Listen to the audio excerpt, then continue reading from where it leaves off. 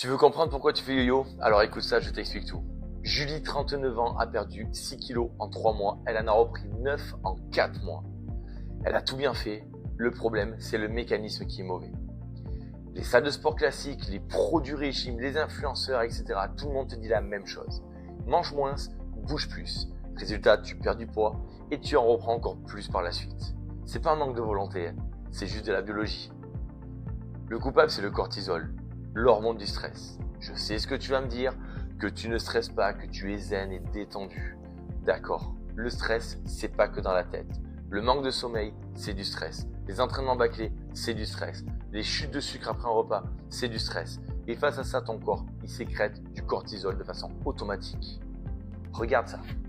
Le cortisol va venir stocker tes graisses viscérales. Tes graisses viscérales vont venir créer l'inflammation. L'inflammation va venir créer du cortisol. Et tu te retrouves dans un cercle vicieux. Évidemment, ce cercle ne s'installe pas en 2 jours, il se construit en silence et par paliers, à cause de plusieurs choses. La première, c'est ce que tu mets dans ton corps. Ton alimentation, c'est ton carburant, exactement comme pour une voiture. Si tu mets de l'essence, elle roule. Si tu lui donnes du coca, le moteur va finir par casser. C'est la même chose pour toi. Aujourd'hui, on t'a appris que manger était un plaisir. C'est totalement faux. Manger, c'est nourrir son corps, c'est-à-dire lui apporter ce dont il a besoin pour bien fonctionner. Beaucoup remplissent leur estomac, très peu nourrissent leur corps. La deuxième chose, c'est ce que tu lui fais subir. Tu fais du sport, tu transpires, tu penses que c'est suffisant. Mais bouger ne suffit pas si ton programme n'est pas adapté à toi. Tu vas créer du stress mécanique et créer du cortisol. Et tu connais la suite. La fatigue s'accumule, les douleurs apparaissent, les kilos s'installent.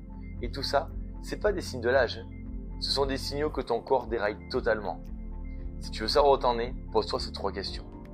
Est-ce que tu nourris ton corps ou est-ce que tu remplis ton estomac? Est-ce que ton activité est vraiment adaptée ou est-ce que tu fais juste comme tout le monde? Est-ce que tu sais où tu en es aujourd'hui avec ton corps ou est-ce que tu te fies juste à un chiffre sur la balance? J'attends tes réponses en commentaire ou en message privé. Et si cette vidéo t'a aidé, n'hésite pas à liker et à la partager. Donne-moi des idées de sujets que tu aimerais que je traite pour les prochaines vidéos et je te dis à très bientôt.